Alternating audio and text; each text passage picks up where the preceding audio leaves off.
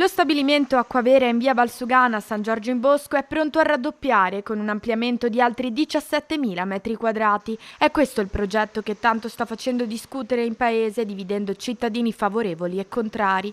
Tensioni tra sindaco e opposizione, ma anche con il parroco della parrocchia di Sant'Anna Morosina che, seppur indirettamente, si è espresso contro l'iniziativa in una sua recente omelia. Il sindaco scrive al vescovo per zittire il parroco e inoltre manda anche lettere a noi consiglieri per intimidire, ma qui la realtà non è chi parla, ma quello che il sindaco non vuole vedere.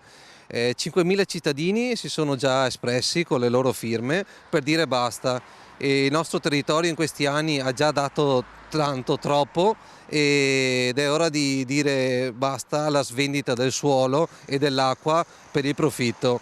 Non solo una raccolta firme, il 4 febbraio è in programma anche un evento in sala consiliare per ribadire il loro no al progetto. Ma il sindaco ci tiene a precisare.